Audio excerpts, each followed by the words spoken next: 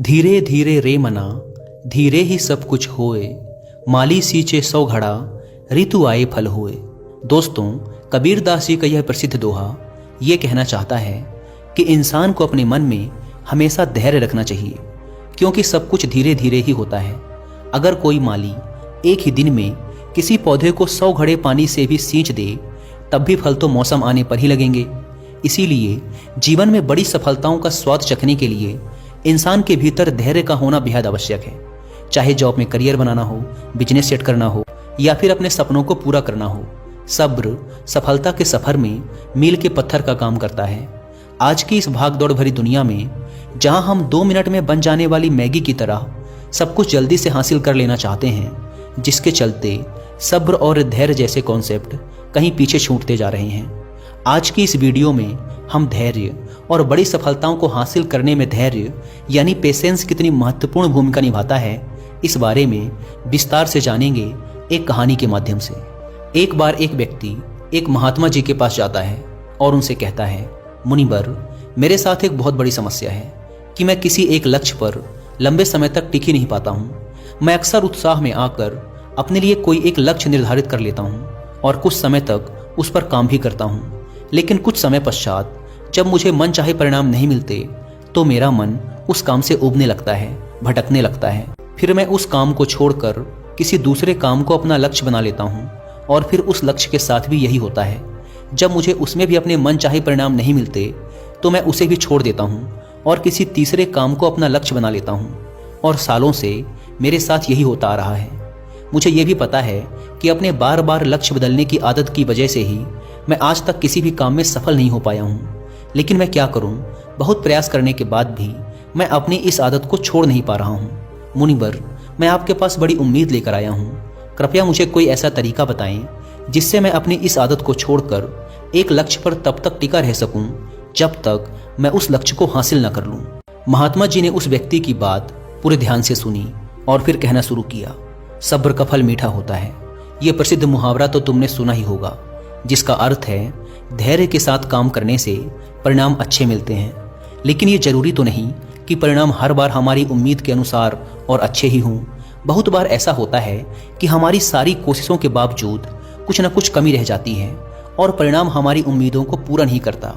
ऐसी स्थिति में ज़्यादातर लोग अपना धैर्य खो देते हैं, जबकि ऐसे समय में ही इंसान के धैर्य की असली परख होती है। सब्र का टूट जाना अक्सर एक आम बात है, और ये तब होता है जब चीज़ें उतनी जल्दी नहीं होती जितना हम चाहते हैं। लेकिन यह आदत आम बात तभी तक है जब एक निश्चित समय के लिए हो और इससे होने वाले नुकसान कम हो। बार बार और जल्दी जल्दी अपने धैर्य को खोना हमें शारीरिक और मानसिक रूप से नुकसान पहुंचाता है। साथ ही यह हमारे सामाजिक जीवन को भी बर्बाद कर सकता है, क्योंकि बार बार अपना सब्र खोने से लोगों का हम पर से विश्वास पूरी तरह खत्म हो जाता है। जाहिर सी बात है, ऐसी मानसिकता के साथ तुम अपने लक्ष्य पर केंद्रित कैसे रह पाओगे। और आज के इस भागदौड़ भरी जिंदगी में जहां मन को भटकाने वाली इतनी सारी चीजें हैं, ऐसी स्थिति में लंबे समय तक किसी एक काम पर अपने ध्यान को लगाए रख पाना मुश्किल होता जा रहा है। तो फिर इसका समाधान क्या है? इसका समाधान है मन को शांत रखने का प्रयास और जागरूकता का अभ्यास करना। जागरूकता यानी मन को वर्तमान में स्थिर और केंद्रित रखना। वर्तमान में जो कुछ भी हो रहा है उसमें डूब जाना, खो जाना, लीन हो जाना ही जागरूकता है, ध्यान है। इसमें अतीत या भविष्य से ध्यान हटाकर पूरी तरह वर्तमान में रहना होता है, और तुम जो कुछ भी कर रहे हो उसे पूरी तरह से महसूस करना है। यह एक ऐसा अभ्यास है जिसे नियमित रूप से करने से तुम इसे जिंदगी के हर पहलू में लागू कर सकते हो। जागरूकता और ध्यान का अभ्यास करने के कई गजब के शारीरिक और मानसिक फायदे होते हैं। जैसे इसके नियमित अभ्यास से अच्छी नींद आती है, तनाव कम होता है, इंसान पूरे दिन हल्का और खुश महसूस करता है, साथ ही मन शांत रहता है और एकाग्रता भी बढ़ती है, जिससे लोग अपने काम पर अच्छे से ध्यान दे पाते हैं। ध्यान और जागरूकता का महत्व और इसके फायदों के बारे में जानने के बाद अब अगला प्रश्न उठता है कि जागरूकता का अभ्यास कैसे करना है और कौन सी जरूरी बातों का ध्यान रखना है। तो सबसे पहले तुम्हें एक मजबूत इरादा बनाना चाहिए, और इसके फायदों को ध्यान में रखते हुए तुम्हें यह अच्छे से पता होना चाहिए कि तुम जागरूकता या ध्यान का अभ्यास क्यों करना चाहते हो। जब इसके पीछे कोई मजबूत कारण होगा तभी तुम इस अभ्यास को लंबे समय तक कर पाओगे। जैसे किसी के लिए ये कारण अपना तनाव कम करना हो सकता है, तो कुछ लोगों के लिए अच्छी नींद आना। तो सबसे पहले तुम्हें यह तय करना है कि ध्यान या जागरूकता के अभ्यास के पीछे का तुम्हारा अपना कारण क्या है। अब जब तुमने तय कर लिया कि तुम्हें अभ्यास क्यों करना है, तो सबसे पहले तुम्हें अपने अतीत और भविष्य के फालतू विचारों को बाहर का रास्ता दिखाना है। तुम्हें यह पता होना चाहिए कि तुम्हारी ऊर्जा अतीत के लिए पश्चाताप या भविष्य की चिंता करने के लिए नहीं है, बल्कि अपने वर्तमान पर ध्यान देकर अपने जीवन को एक नई दिशा देने के लिए है। तुम्हें अपने आज के लक्ष्यों पर ध्यान देकर अपने भविष्य की बागडोर अपने हाथों में लेनी है। अब यहाँ जागरूकता के अभ्यास में दूसरी बात आती है ध्यान देने की, यानी खुद को एकाग्रचित करने की। और इसके कई तरीके हैं। पहला, तुम किसी शांत जगह पर आरामदायक स्थिति में बैठ जाओ और अपनी आती जाती सांसों पर ध्यान दो कि कैसे सांस तुम्हारी नाक से तुम्हारे शरीर के अंदर जा रही है और फिर कैसे बाहर निकल रही है। सारा ध्यान सिर्फ इसी पर लगाना है। दूसरा तरीका है कि तुम शांति से बैठकर अपने मन में चलने वाले विचारों पर ध्यान दे सकते हो। तुम्हें मन में चल रहे विचारों को सिर्फ देखना है, किसी भी विचार को पकड़ना नहीं है। विचार आएंगे और गायब हो जाएंगे, तुम्हें बस देखना है। सड़क के किनारे बैठे उस आदमी की तरह जो वहां से आते जाते राहगीरों को देख रहा है लेकिन किसी को रोक नहीं रहा। या कुछ लोग अपने भगवान या मंत्रों का जाप भी करते हैं। जिसका जहां मन लगे या जिसके लिए जो तरीका काम करे, सभी सही हैं। पर यहाँ सबसे महत्वपूर्ण बात है ध्यान देने की, एकाग्रचित रहने की, फिर चाहे वो किसी भी तरीके से हो। इसी तरह जागरूकता का अभ्यास करने का एक और जबरदस्त तरीका है, और वो है अभी वर्तमान में तुम्हारे आसपास जो कुछ भी हो रहा है उस पर ध्यान देना। जैसे किसी चीज की आवाज, सुगंध, हवा, या फिर तुम कहीं चल रहे हो तो उसके आसपास की हर एक चीज पर बारीकी से ध्यान दो। ऐसे ही अगर कुछ खा रहे हो तो उसका स्वाद, आकार, रंग, सुगंध, हर एक चीज को देखते और महसूस करते हुए उसे खाना। इस तरह अपनी सारी इंद्रियों की मदद से जागरूकता का अभ्यास बड़े ही शानदार तरीके से किया जा सकता है। इसमें अलग से किसी शांत जगह जाने की जरूरत नहीं, बल्कि जो कुछ भी तुम कर रहे हो बस उसे महसूस करना है। अपनी जिंदगी में हर इंसान कभी ना कभी ऐसी स्थिति में जरूर पहुंचता है जहां उसे लगता है कि वह अटक चुका है, उसे आगे कोई रास्ता नजर नहीं आता, उसकी सफलता रुक सी जाती है। असल में हम कितनी ही सटीक योजना क्यों न बना लें, कुछ बाहरी परिस्थितियां हमारे हाथ में नहीं होती, या फिर कभी हम अपनी क्षमताओं का सही अनुमान नहीं लगा पाते और ऐसे लक्ष्य तय कर लेते हैं जो उस समय हमारे लिए हासिल कर पाना लगभग असंभव होता है। तो ऐसी स्थिति में सब कुछ छोड़ देने का मन करता है। इसी वजह से ज़्यादातर लोग लक्ष्य तो निर्धारित कर लेते हैं लेकिन अपनी योजना पर लंबे समय तक काम नहीं कर पाते और हार मानकर अपना लक्ष्य बदल देते हैं या फिर योजना। जबकि बहुत बार ऐसे पलों में बस एक धक्के की जरूरत पड़ती है जो हमें फिर से उत्साहित कर सके। जब किसी काम में हमारी प्रगति हमारी उम्मीद से कम होती है या फिर नहीं होती, तब हम सबसे पहले उस काम को ही छोड़ देना चाहते हैं। ये स्वाभाविक है क्योंकि यही सबसे आसान काम लगता है उस समय। लेकिन यही बात सबसे खतरनाक भी है, क्योंकि अगर बार बार हार मान लेने की आदत पड़ गई तो फिर किसी भी काम में सफल होना तुम्हारे लिए बहुत मुश्किल हो जाएगा। ऐसी स्थिति में तुम्हें अपनी मानसिकता बदलने की जरूरत है। सबसे पहले जो हो रहा है उसका सही मूल्यांकन करना, गलतियों का पता लगाना और फिर उसके हिसाब से योजनाओं को नए तरीके से बनाने की जरूरत होती है। भविष्य की चिंता छोड़कर वर्तमान के काम पर अपना ध्यान लगाना और मन लगाकर अपने काम को पूरी जागरूकता के साथ करना तुम्हें फिर से अंदर से उत्साह से भर देगा। तुम्हें इस बात को हमेशा याद रखना है कि मुश्किलें और असफलताएं भी जिंदगी का एक हिस्सा हैं। ये हमें कुछ नया सिखाते हैं और हमारे व्यक्तित्व निर्माण में महत्वपूर्ण भूमिका निभाते हैं। अपनी मानसिकता को एक नई सोच देकर तुम सफलता के बीच में आने वाली छोटी छोटी असफलताओं को एक मौके के रूप में देख सकते हो। तुम्हें अपने अंदर एक सकारात्मक मानसिकता विकसित करनी चाहिए जो भविष्य में आने वाली चुनौतियों के लिए तुम्हें मानसिक रूप से तैयार रखेगा। तुम अपने सोचने का नजरिया बदलकर अपनी परिस्थितियां बदल सकते हो। हमेशा ऐसे लक्ष्य तय करो जो हासिल किए जा सकते हों। अक्सर असफलता या आगे न बढ़ पाने का एक बड़ा कारण यह भी होता है कि व्यक्ति खुद से ऐसी ऐसी उम्मीदें पाल लेता है जिसे पूरा कर पाना बहुत ही मुश्किल होता है और फिर वह जल्दी ही निराश और उदास हो जाता है। अगर तुमने समाज या घर वालों के दबाव में आकर कोई ऐसा लक्ष्य तय कर लिया जो ना तो वास्तविक है और ना ही पाने योग्य है, तो फिर तुम उसे पाने के लिए चाहे कितनी ही अच्छी योजना बना लो, सफलता मिलने की संभावना बहुत ही कम होगी।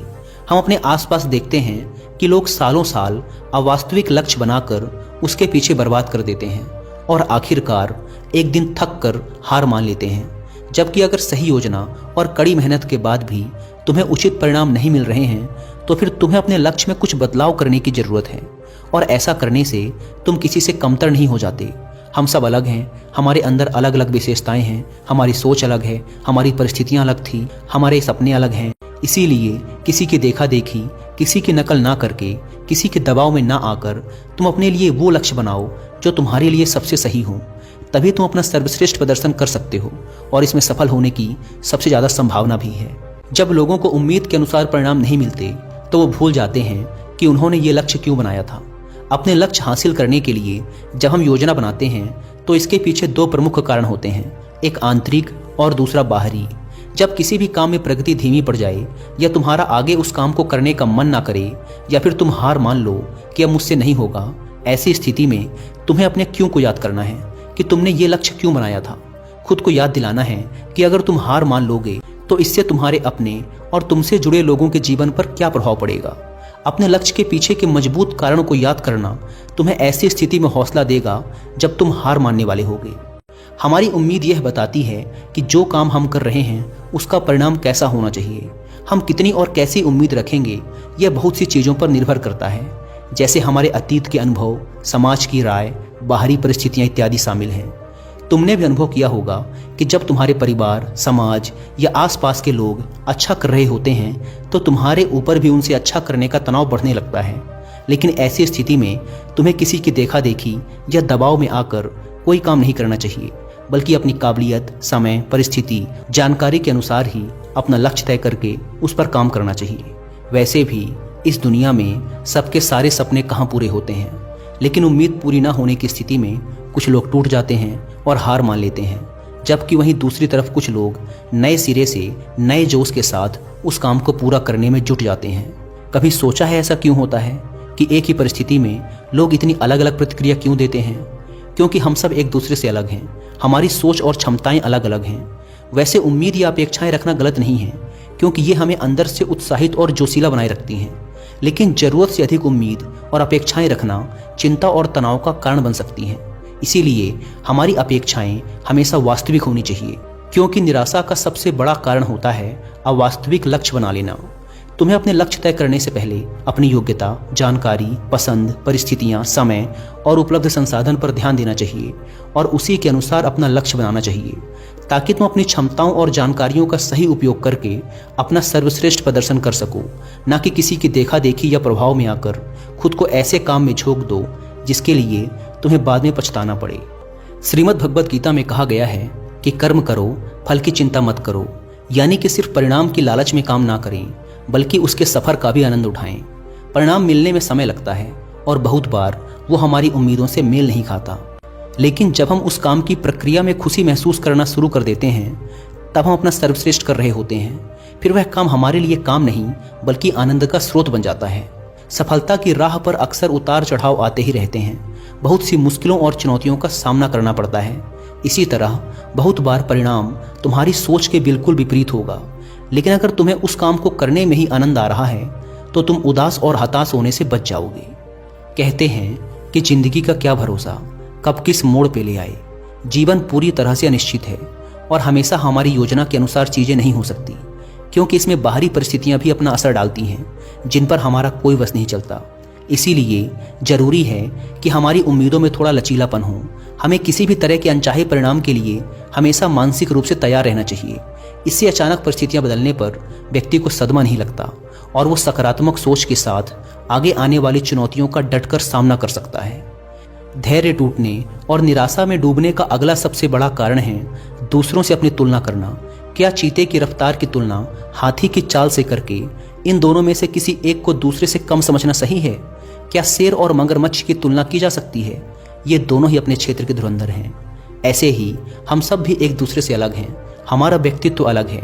इसीलिए तुलना किसी भी प्रकार से फायदेमंद नहीं होती। हर किसी का अतीत अलग था, परिस्थितियां अलग थी, परवरिश अलग थी। दूसरों से बेवजह की तुलना करना हमें तनाव में डाल सकता है, जो हमारे काम और स्वास्थ्य दोनों के लिए सही नहीं है। इसीलिए दूसरों से अपनी तुलना करने की बजाय अपने काम पर ध्यान लगाओ। लक्ष्य हासिल करने की दिशा में मनचाहे परिणाम ना मिलने पर कभी खुद को दोष मत दो। खुद के प्रति ज़्यादा कठोर होना भी सही नहीं है, क्योंकि लगातार खुद को दोष देते रहने से हालात तो बदलेंगे नहीं, बल्कि तुम्हारा आत्मविश्वास और आत्मसम्मान बुरी तरह से प्रभावित होगा, जिसका परिणाम ये होगा कि तुम फिर नए तरीके से शुरुआत करने में खुद को बेबस महसूस करोगे। कहते हैं जैसा इंसान सोचता है एक दिन वैसा ही बन जाता है। इसीलिए ये जरूरी है कि हम इस बात को लेकर जागरूक रहें कि हमारे मन में किस तरह के ख्याल ज़्यादा आते हैं। खास तौर पर सोने से ठीक पहले और सुबह उठने के ठीक बाद आने वाले विचार हमारी ज़िंदगी बदल देने वाले होते हैं, क्योंकि रात में सोने से पहले हम जो सोचते हैं हमारा अवचेतन मन पूरी रात उस पर काम करता है। कबीर दास जी ने एक बार कहा था कि निंदक नीरे राखिए, आंगन कुटी छबाए, बिन पानी साबुन बिना निर्मल करे सुभाए। यानी हमें अपने आसपास ऐसे लोग जरूर रखने चाहिए जो बिना किसी डर, संकोच और लाग लपेट के पूरी ईमानदारी से हमें हमारी गलतियों और कमजोरियों के बारे में बता सकें। लेकिन इसमें ध्यान देने वाली बात यह है कि वो हमारे शुभ चिंतक होने चाहिए, हमें सही से समझने चाहिए, क्योंकि सिर्फ तारीफ करके अपना काम निकलवाने वाले लोग हमें गलत रास्ता दिखा सकते हैं। वहीं सिर्फ कमियां ढूंढने वाले लोग हमें निरुत्साहित कर सकते हैं। हमें सही लोगों की पहचान करनी आनी चाहिए। जिस तरह से तुम अपनी तारीफ को खुले दिल से स्वीकार करते हो, उसी तरह अपनी आलोचनाओं को भी स्वीकार करना सीखना होगा। तभी तुम खुद को बेहतर बना पाओगे और अपने लक्ष्य को हासिल कर पाओगे। जीवन में मुश्किलें या चुनौतियां आने पर सबसे पहले वही लोग अपना धैर्य खोते हैं जिनका मन अशांत और बेचैन होता है, यानी जिनके मन और शरीर के बीच का तालमेल ठीक नहीं होता। तो अगर लोग अपने मन और शरीर के बीच ठीक से तालमेल बैठाना सीख लें, यानी खुद को शांत रखना सीख लें, तो वो ज़्यादा धैर्य और आत्मविश्वास के साथ आने वाली चुनौतियों का सामना कर सकते हैं। तो अब प्रश्न उठता है कि शरीर और मन के बीच संतुलन कैसे बनाया जाए। तो ऐसा करने के बहुत से तरीके हैं, जैसे हर सुबह ध्यान का अभ्यास करना, गहरी सांसें लेना, जागरूकता का अभ्यास करना, प्रकृति के साथ जुड़ना, योग और प्राणायाम जैसे अभ्यासों को अपने जीवन का हिस्सा बनाना इत्यादि। एक और चीज जो व्यक्ति को ज़्यादा धैर्यवान और खुशहाल बनाती है वो है आभार व्यक्त करना। जब इंसान का पूरा ध्यान उस चीज पर होता है जो उसके पास नहीं है, तो यह बात उसके अंदर बेचैनी पैदा करती है। फिर वह इस बेचैनी में आकर अपना धैर्य खो देता है और ऐसे निर्णय लेने लगता है जो उसे असफलता की ओर ले जाते हैं। फिर यह असफलता उसे और बेचैन कर देती है और फिर इस तरीके से यह एक चक्र बन जाता है जिस पर व्यक्ति उलझकर रह जाता है।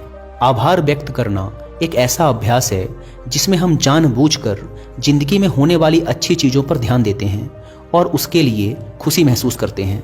हमें हर दिन थोड़ा समय निकालकर हर उस छोटी से छोटी चीज़ के लिए भी आभार प्रकट करना चाहिए जिसने हमारे जीवन को खुशहाल, समृद्ध और आसान बनाया है। धन्यवाद अदा करने का यह अभ्यास हमारी मानसिकता को बदलकर हमारे अंदर धैर्य विकसित करने में एक महत्वपूर्ण भूमिका निभाता है। अगली चीज जो इंसान के अंदर धैर्य विकसित करती है वो है अपने समय का सही उपयोग करना। तुमने देखा होगा कि कुछ लोग अक्सर समय की कमी का रोना रोते रहते हैं, जबकि यह सबके पास एक बराबर है। दिन के 24 घंटे और हफ्ते के 7 दिन। इसी समय का सही उपयोग करके कुछ लोग बहुत बड़ी सफलता हासिल कर लेते हैं, तो कुछ लोग ठीक से अपने दिन का काम भी खत्म नहीं कर पाते। इन दोनों ही प्रकार के लोगों में सिर्फ एक ही फर्क है और वो है अपने समय का सही उपयोग करना। समय का सही उपयोग करने की दिशा में पहला कदम है अपनी प्राथमिकताएं तय करना, यानी उन कामों को निश्चित करना जो हमारे लिए सबसे ज़्यादा जरूरी हैं। फिर उन्हें पूरा करने की योजना बनाकर एक समय सीमा तय करना। काम पूरा करने की समय सीमा निश्चित करना जरूरी है, क्योंकि यही हमें अनुशासित रखती है, वरना टाल मटोल करना तो इंसानी स्वभाव है।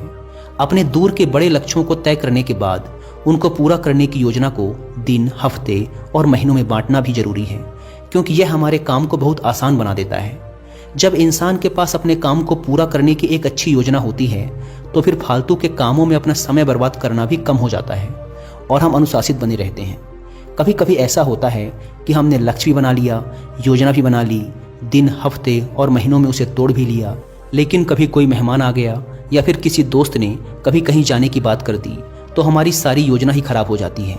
लेकिन अगर ज़्यादा ज़रूरी नहीं है तो फिर ऐसी स्थिति में हमें ना कहना भी आना चाहिए, क्योंकि हर समय हर किसी के लिए उपस्थित रहना हमें हमारे लक्ष्य से भटका देता है। लेकिन ज़्यादातर लोगों के लिए ना कह पाना बहुत मुश्किल होता है।